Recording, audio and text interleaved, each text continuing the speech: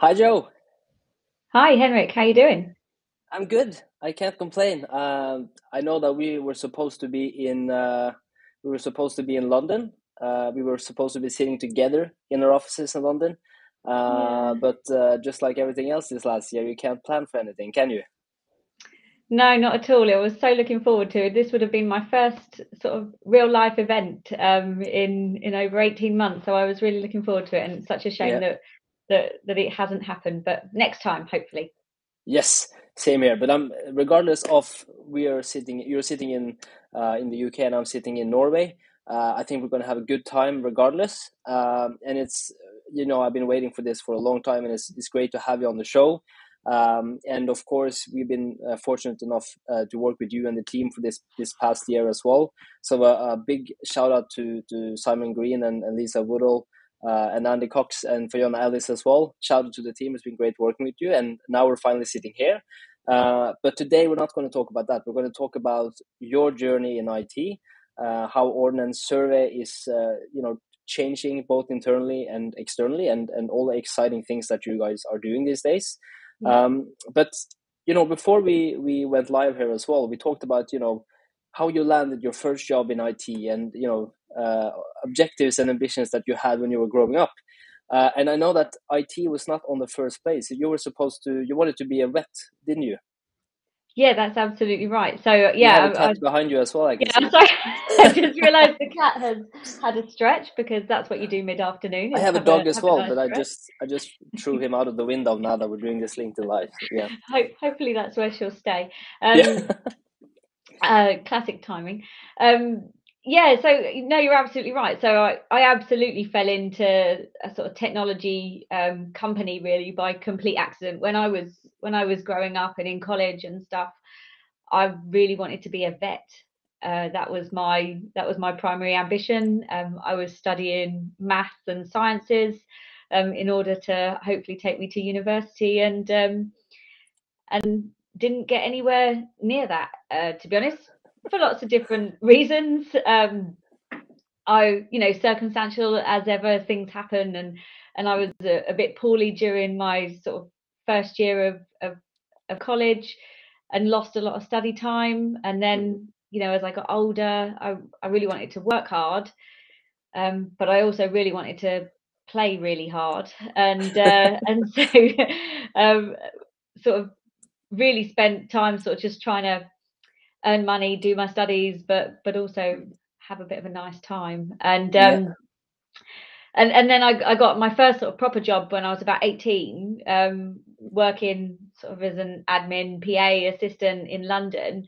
And again, for circumstances, for I had to look to relocate to Cambridge. Um, and yeah, and I interviewed with this company. It was at the time called Laser Scan. It's now called One Spatial. Mm. And I really wanted this job. I was really scared of the whole, interviewing process and formal process. Something that I hadn't really experienced previously. And so I did a lot of research around the company and what it did, and was introduced for the first time to words like photogrammetry, which I could barely even say, sort of 20 years ago. Yeah. And was really fortunate that they gave me a role, and it was as an admin assistant and receptionist, and was a brilliant company to work for. I had loads of different opportunities, but it was really from that point where they they took me on. They were. I remember one of the guys that hired me saying actually first that they were a bit worried in case I was going to be a bit too frail in terms of dealing with challenging people on the phone, Mm. and they soon worked out that that wasn't going to be a problem. Yeah. More the opposite, I think. Yeah. And I can also say that you were not alone there as well. Like I also really, I like to have a good time as well through my studies.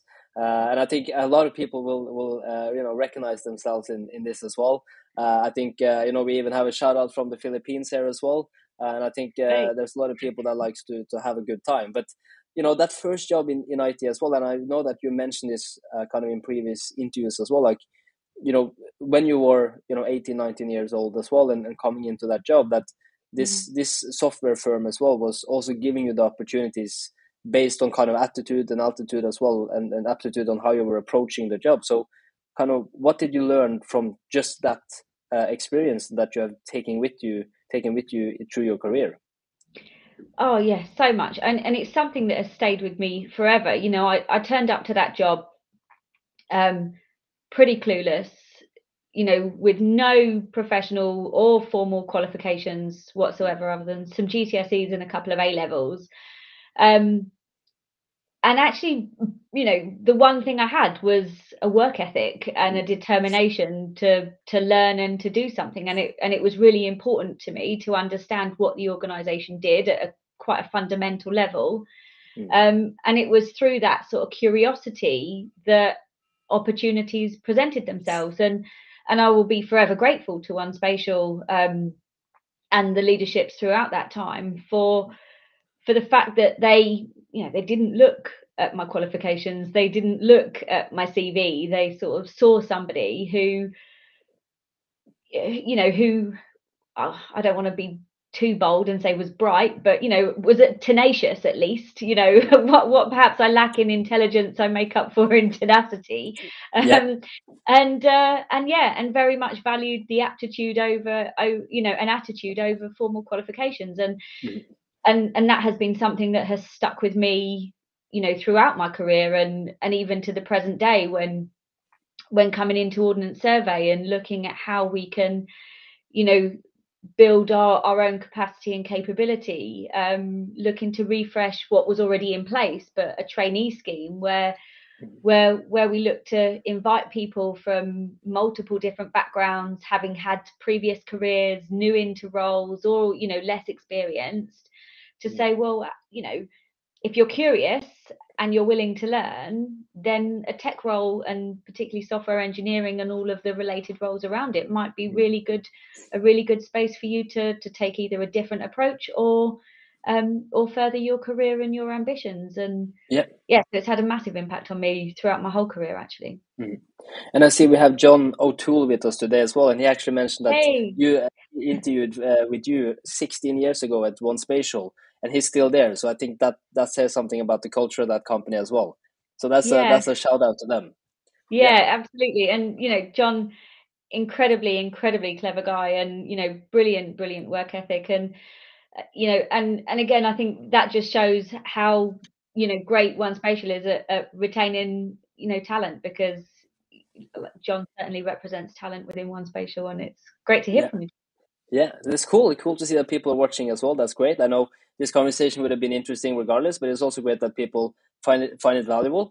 But then looking at maybe software companies today, and every company in 2021 and beyond are kind of a technology company.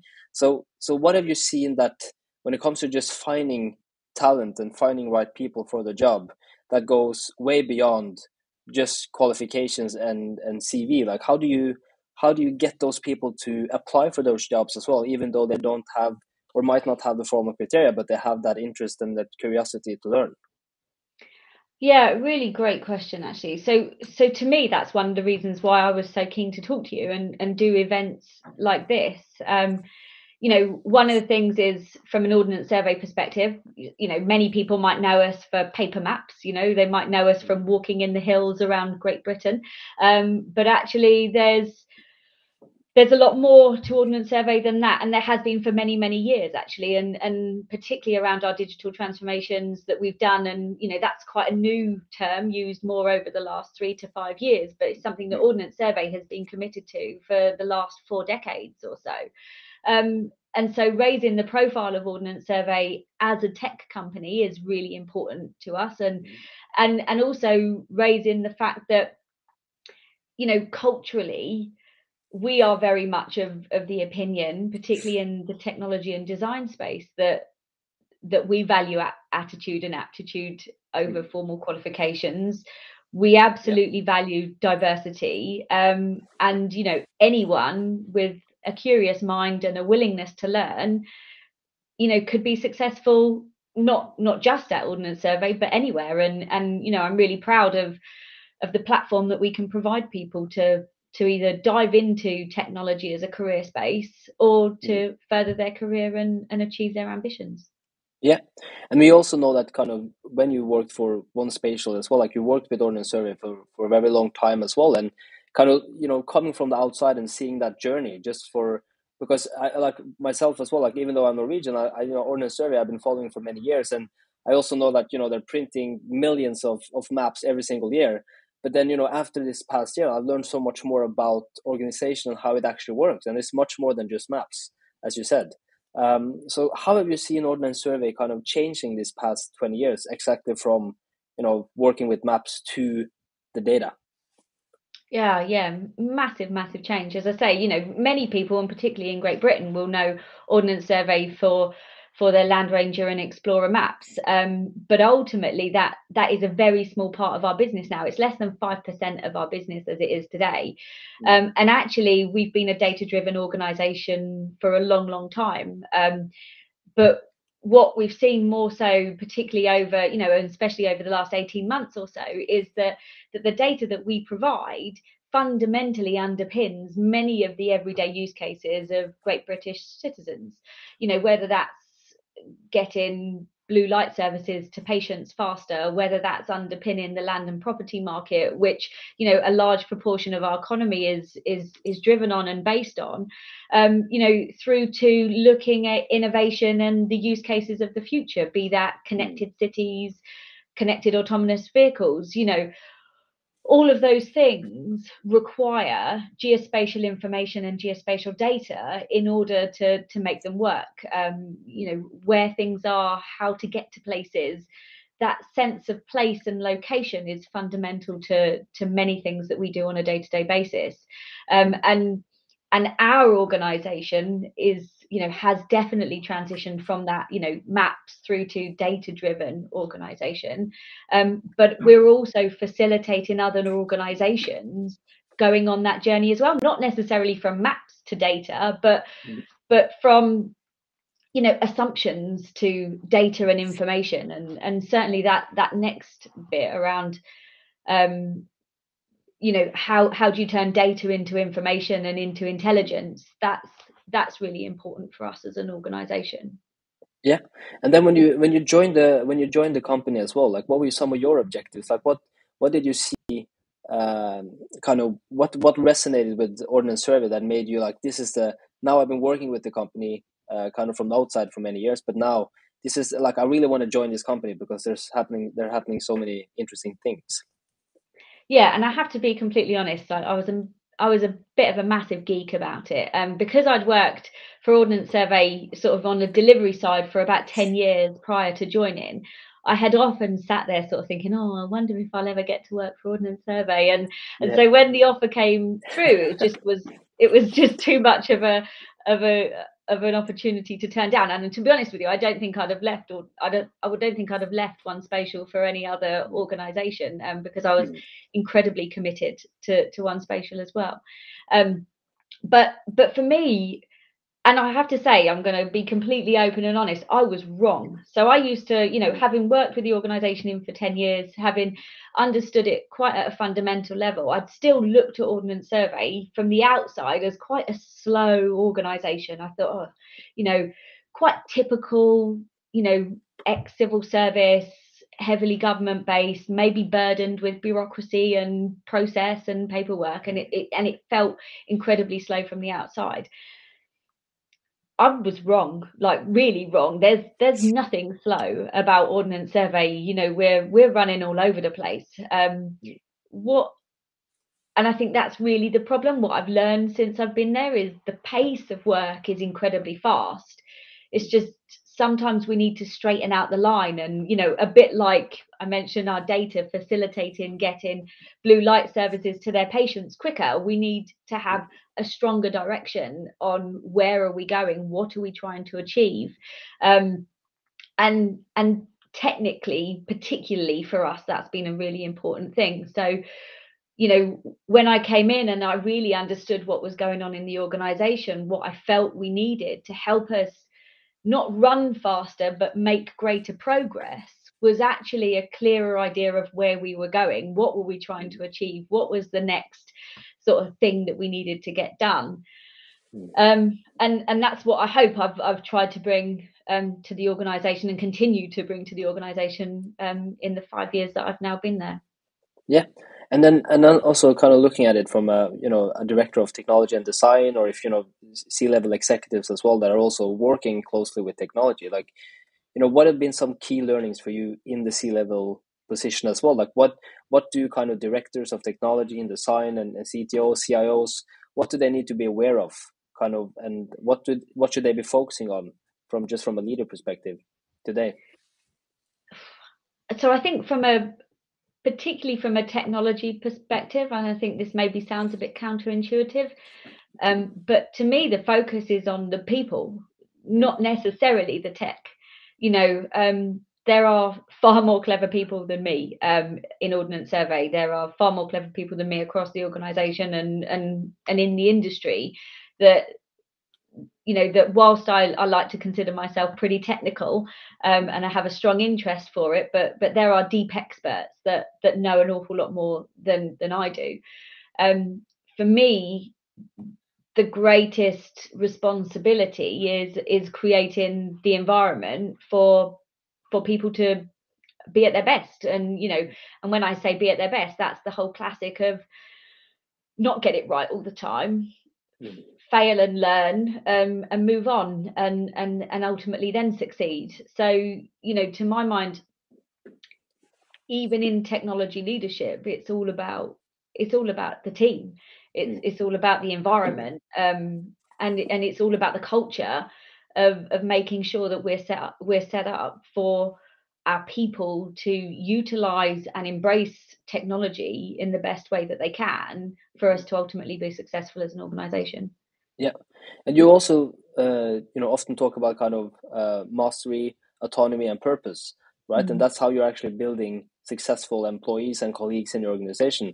So I think Daniel Pink's book Drive as well is a really good one. I just want to give a shout out to that book because it's a really good one on that topic. But kind of if we look at, let's say, January last year. So for example, for me, I was planning to move to the UK, move to our London offices, and help the team grow there from the head office in Norway. But then I was there from January to March because the pandemic came. So what were some of your objectives for 2020? Like where did you want to go in 2020? And then what happened when UK a little bit slower, but when they got to the conclusion that, oh shit, what do we do? Yeah, well, to be honest with you, if someone had said to me in January, the whole of, firstly, Ordnance Survey is going to be working remotely, and you still have to deliver all the things that you have to deliver, I think I'd have definitely had an oh shit moment, that would have caused me some serious sleepless nights, because I, at that time, culturally, and I've worked remotely for part of the week throughout my entire career at Ordnance Survey, and it hasn't been always a great experience, from whether the technology could support it, the use of a crappy and slow VPN, as it felt from a user's perspective, through to culturally, if you weren't in the room, you kind of didn't exist. That's how it felt, from an ability to participate from a remote location.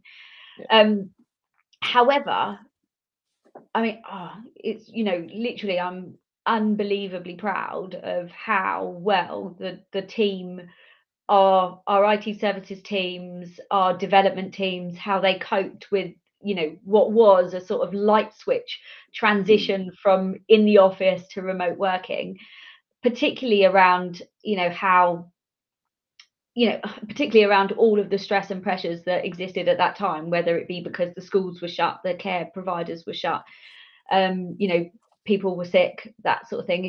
It was just an unbelievably difficult environment. But we still had a significant amount of delivery to do. The organisation was depending on us to still deliver. And again, we had invested really heavily in our IT infrastructure in the years preceding. So we were already on things like Office 365. So we were already big Teams users. We already, could access our emails via an internet connection, not needing VPN and stuff like that. And that massively came to fruition. We were already, probably about 3 or 4 years into a sort of cloud first strategy. So our deployment in the use of Azure was largely uninterrupted, except for the fact that cloud services became massively in demand overnight, basically, and that did cause some challenges in the provision of some of those things, but not really surprising. And we just tried to work out how best we could collaborate and deliver given the constraints that we had. And I mean, that's such a technology response, right? Because ultimately, people that work in tech are problem solvers, right? They see a problem and they think, oh, how can we do that better? How can we solve it? And I think our approach to the pandemic and the response to working remotely was exactly that, was how do we make this work? How do we solve this problem? And and I'm incredibly proud to say that we didn't miss a delivery in that time, despite everything. But I'm also not ignorant to the fact that sometimes that took enormous effort from a huge amount of people, and again, it's particularly managing care responsibilities and children. Felt that acutely myself, having having a 3-year-old or 2.5-year-old at the time running around the house whilst you're trying to work full time. is not impossible. I don't have children myself, but just from this is for as many of the colleagues that I'm working with as well, is a very good example of why heroes doesn't need to wear capes. That's all I can say, because I have a dog, and that's more than enough for me. I have more than enough with myself.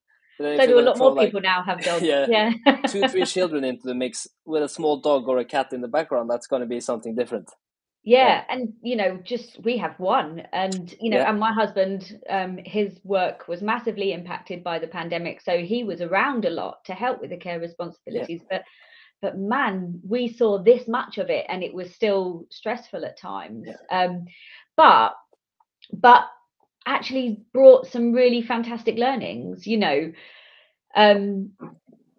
I've said for a long time that sometimes work crashes into life and life crashes into work, and blimey, that did not happen more than through the whole of the pandemic, and actually I think some of that was really good, because I've yet to find the switch at the back of your head that says, oh, leave your personal work, your personal life at the door of the office, and when you go through those office doors, that's it, all you do is work.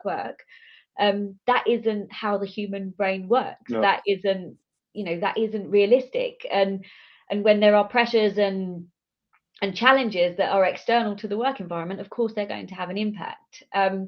What I really loved about it, though, was how we normalized, being a normal person, just being a person, being a mum, being a dad, being a dog owner, being a cat owner. And and my daughter still absolutely loves it when she's around and I'm working, because she wants to come and get in on the action, and and she attended many of my department briefings and stand-ups and stuff like that, because she was cool. There's a camera, let me at it, I don't know where she gets it from, but but I really loved it, and I really hope we don't lose that, because I enjoyed learning about people's dogs and kids, and seeing them, and I think that's been really important for us as an organization to really understand that ultimately we're just people trying to do a good job, and and sometimes it's hard, and it can be as simple as that, and I think it really it really helps you understand what is valuable and what is important, particularly in a working scenario. So of course we missed the ability to collaborate and to just swizzle your chair around and have a chat to your co-worker. Of course, you miss the informality of that type of collaboration.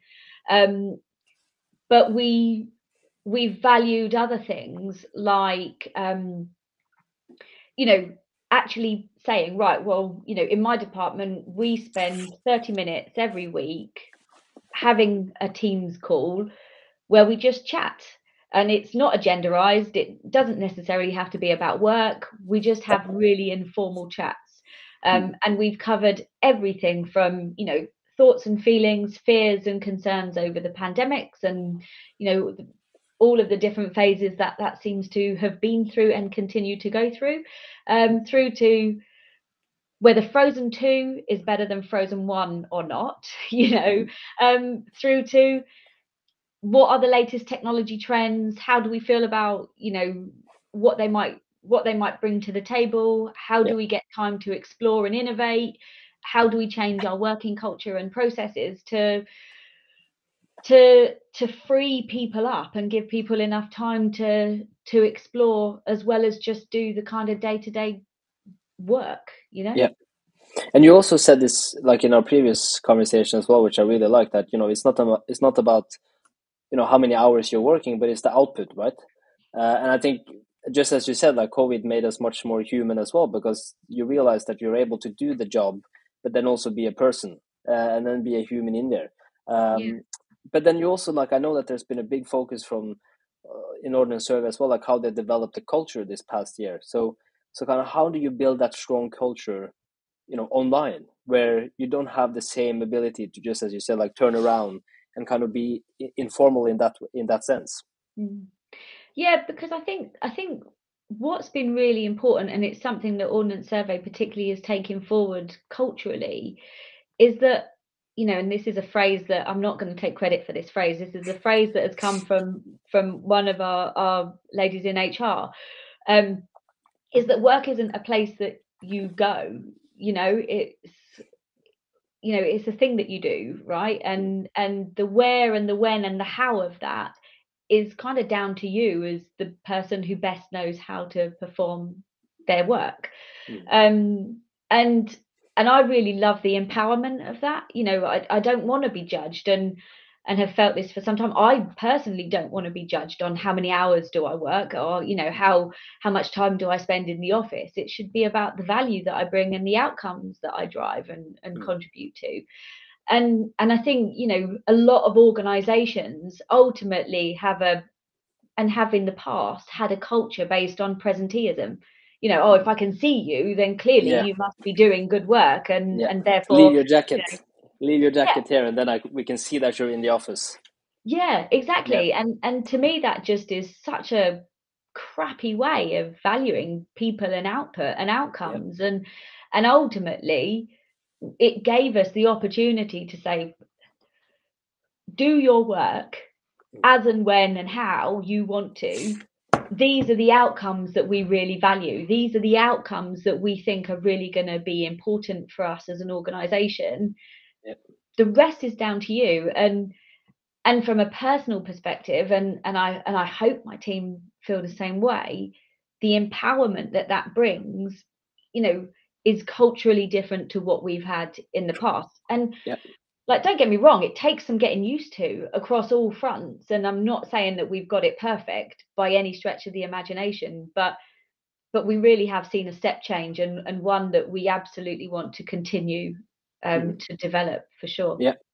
And you also said, like, technology first and foremost is also about the people, right? That's how you build that culture. And I think it's interesting as well, because you have the managers that, or the difference between the leaders and the managers, where the managers think they know all the questions, or they know all the answers, and they think that they need to know everything, whereas leaders are the ones that are able to find the right people and let them have the autonomy to do their job. So what do you think about that? Does that resonate with kind of your experience as well through your career, having people that empower you? Yeah, completely. I mean, like, and I certainly don't have all the bloody answers, so I hope no one's banking on me having them. But I've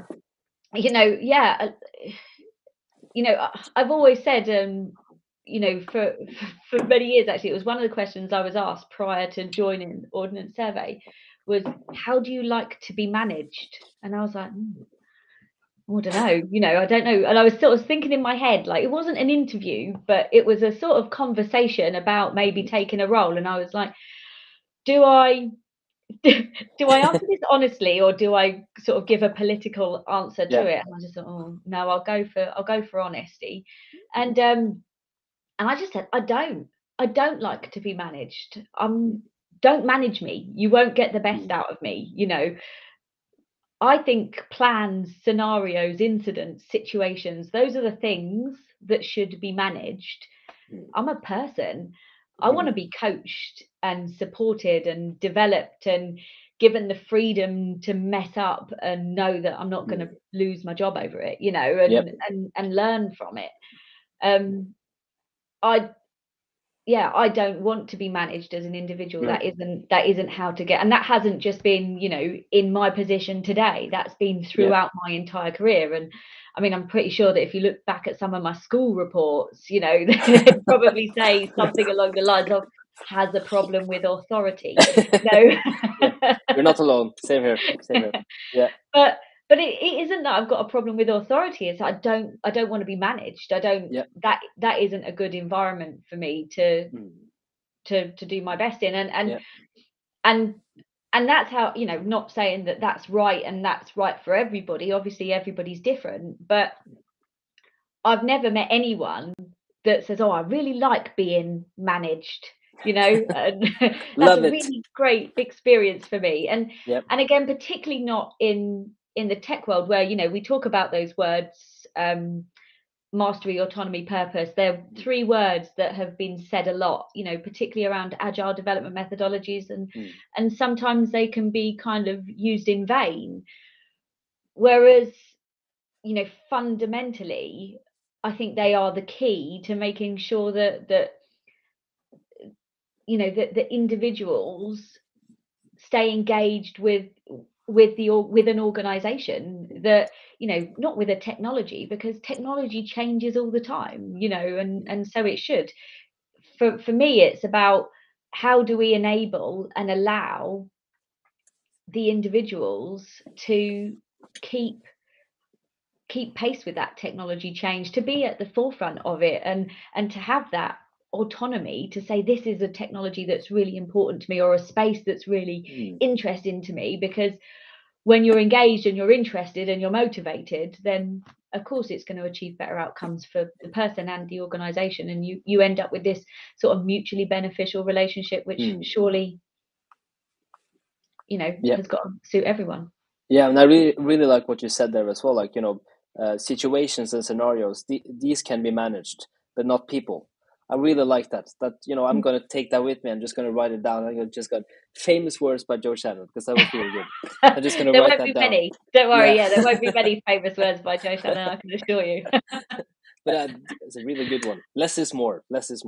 But, you know, I just wanted to hear as well, like, if there were any questions from the audience as well. So we have one. I don't think it is a question, but there is something more around, like, a lot of what Jo describes regarding applying for jobs resonates very strongly. Personal qualities over qualification is an interesting, distinctive element to call out. And I totally agree as well, because I see this, for example, just with Ardoq, like, they're also giving us opportunities, even though you don't have, you know, 15 years of experience or 8 years of education, but it's much more around, like, what do you want to accomplish, and then also looking for that attitude, as you talked about. And then we had another comment here as well, which was more around situational leadership model indicates the micromanagement as one of the methodologies of leadership. This was a very theoretical sentence. I love this. Although this has particularly no negative meaning in itself, it's not the most popular type of leadership, because it disperses resources, manager and implementer, and does not create results in the long term. What do you think about that? Yeah, I read that, actually. Sorry, I was a bit distracted by actually reading the question as it came through. But I mean, ultimately, everyone's different, right? And I'm not saying that there's a one size fits all. all I can really say from my own personal experience is that on the few occasions where I have felt I've needed to micromanage or have been micromanaged, I have enjoyed neither experience. And Yep.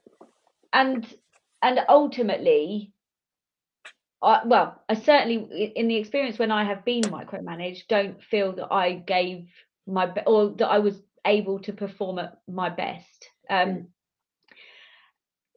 Again, everyone's different, everyone's individual, and sometimes, you know, there's a blend of things that are needed. There's no sort of binary right or wrong answer in this. And different situations and scenarios may lead to different techniques and methodologies being used, as is true for many scenarios. But as I say, ultimately, when we are talking about leading and leading people, I personally don't feel that management or micromanagement is it's not the way I want to do it. And when we spend a third of our lives at work, I want to enjoy it. I want to feel like I'm getting something out of it. Exactly. I don't want to hate every second of it. And you exactly. know, and so for me, that just isn't a methodology that I would ever buy into. Same here, and it's, as well, like it for me, it's kind of a long-term plan, but you can probably manage people short-term using fear. I think that might work for a couple of weeks or a couple of months, but I think it's also, just as you said, like, you're going to work for the rest of your life. And now, that age just keeps on increasing as well before you go to retirement. So you might as well enjoy it. On that cheery note. But yeah, no. I think that's absolutely right. And yeah, command and control and fear and hierarchy, I'm a bit anti-hierarchy generally, like, and not for like the practical stuff of running an organization and doing the sort of, tick box type stuff that you need to do, but in general, I'm really anti-hierarchy. I think people in organizations should be able to have conversations with anybody, irrelevant, to job roles and job titles, and you just don't. I guess even coming into Ordnance Survey, I was just sometimes really surprised at how often that just isn't the case. But yeah, there's so much competition in the market today. Like, there's so much opportunity in the market today. I personally feel that if you're not creating an environment where people want to come to work, that want to feel fulfilled and engaged and feel like they're, driving a purpose, whether that's an individual purpose or an organizational purpose or a social purpose. Sorry, I've just seen a comment come in. I thought you said I worked with Henrik for years and he still scares me. And I was just like, oh, thank God it's Joe. It's not me. Yeah. Thanks, Eamon. But yeah, that's not true. Yeah. But imagine, like, let's say if Boris behaves, for example, and it's not another lockdown in the UK. Let's cross our fingers. And you were going back to the office. And you go into the head office, you walk in the door, and then you meet Jo Shannon, 25 years old. What kind of ideas or feedback or takeaways would you give to Jo, and tell her to give her that confidence, or that something that, like, believe in yourself or something like that? What would you told Jo? Well, I mean, just off the back of Eamon's last comment, I don't know. I might say, be yourself, just not too much. Don't scare anyone. Yeah. No, I think, to be honest with you, so I've never suffered with a lack of boldness. That has not been an affliction that I've had, if I'm totally honest. And I think that sort of is where Eamon's comment is coming from. But I have, I've definitely matured. I'm going to go with that word. And when I say sort of be yourself, just not too much, there are definitely times when I've taken an approach that I'm not proud of. There have definitely been times when I've said stuff that you know, you think, oh, actually, you don't have to say absolutely everything that's on your mind at the time that it's on your mind. You can consider things, and you can reflect, and you can, you know, maybe think about how you're going to say something and the impact that that might have on the person that is going to receive it. So I definitely sort of say, like, be bold, be ambitious, but maybe utilize the power of reflection slightly more. I think that's as something, yeah, that we don't always do, Yeah. as individuals, and particularly maybe in sort of more leadership roles, it can be easy to just react, or, you know, and again, maybe with some of the pressure to always have the answer, or always be right, or, you know, lead from the front. Well, I Yeah. believe that you can lead from many different places. It doesn't always have to be from the front, you know. You can lead alongside people, and Yeah. you know, and take different views and different positions. You're not always going to be the strongest person in the room for everything, and you have to just be able to recognize the role that you need to play in whatever scenario. Yeah. And that's probably what I'd say to my 25-year-old self is, just go easy. Yeah. Go easy. Yeah, but I think that's a good one. I think you know, when I've been speaking with leaders as well, like that's what they often tell me as well. Like that, you know, you have time, take it easy, and then, you know, again, think about it as a long-term plan. Like, where do you want to be in a couple of years' time? But then also don't feel like you need to do everything in day one, as well. And we Yeah. have a question from the audience here as well. So there are managers or mentors in Ordnance Survey. Just wondering whether the age of the manager may have passed and should evolve. Well, I really hope so. I hope Yeah. the age of the manager is on its way out. Yep. So, but, you know, the honest answer to the question is we have both at Ordnance Survey. We have managers and we have mentors. To be honest, what I'd want to see is, you know, not the rise of the machine, but, you know, the rise of the coach. That's what I think is important. And, you know, I think that word and that philosophy ties in very well with mentors for sure. But yeah, to me, I think traditional methodologies of management, I personally would like to see them come to an end. And as I say, I think coaching and developing and mentoring are are definitely on the up, and definitely something that I support. I think that resonates with many people listening today. So before we kind of wrap it up for the day as well, my first question is kind of, how has it been? Has it been fun to be on an episode of Behind the Future? Yeah, it's been great, and I can't believe the time has gone so fast. I'm Yeah, sorry that I've waffled on and probably not it was covered great. half the things you should have done. No, but it was great. I think I learned a lot as well, and yeah, just, you know, learning your experience and journey in IT as well. Like, I always think it's so interesting when people in IT are talking about like how they got into IT, what kind of ambitions did they have, how did they develop, how has the journey been, like the companies that I've been working with and working in as well. So, are there any books or recommendations, any resources that you have applied through your career? Anything that you want to share with the audience? That, you know, it can be a book, it could be a thought leader, it could be a video, whatever it might be. Yeah, so there's a few actually. So from a leadership perspective, a book that I really like is Patrick Lencioni's Five Dysfunctions of a Team. That's Patrick Lencioni writes in a sort of fable style, so it's not quite so sort of business textbooky. And that has always resonated a bit more with me. So he tells a story, and then you get a little bit of business textbook at the back. And that book is really easy to read, and I think really illustrates what good teams look like, and how to build a good team, and something that stays with me for a long time.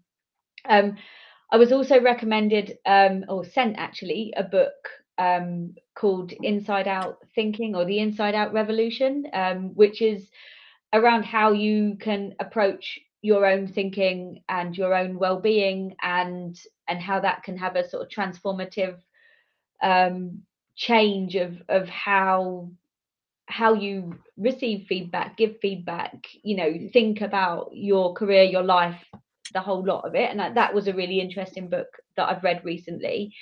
I like to read. The only other thing, without necessarily naming any, I read a lot of books, different books, and I don't necessarily read them all cover to cover, but around development methodologies. So, you know, the lean startup books, the sort of the IT project.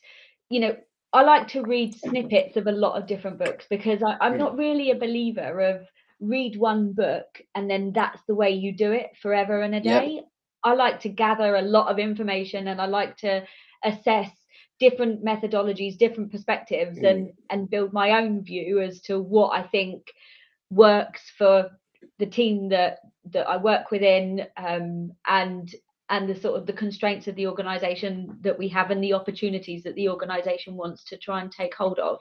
So I would just say, don't narrow your focus to sort of one book. And I don't think people do normally. I think if someone's into reading that sort of material, then, you know, picking up a range of different authors and different books is, you know, is not too much of a stretch. So those would be the ones that I'd really call out. Sounds good. And we will also make sure that we share the links to these books as well. Like if people want to learn more of those books, in the comment section, or in a post in the event as well. Jo, I just want to say once more, thank you so much for joining an episode of Behind the Future today. I think this is a great way to end the show before Christmas. And of course, in our next conversation together, hopefully we can be together in the same room. But this was just as exciting as it would have been if we were in the offices. So thank you for joining, and I hope it has been fun for you as well. No, thank you very much for having me, and really enjoyed the conversation. Thank you. And for everyone listening as well, our next episode of Behind the Future is in January, so more information about that to come. But in the meantime, thank you so much for joining. I hope you have a Merry Christmas. Let's wait and see what Boris does in the UK at least. But then any other parts of the world, hope you're having a good time. And I look forward to seeing you in the next episode, hopefully. Thank you so much, Jo. Thank you. Cheers. Thanks all. Take care. Bye.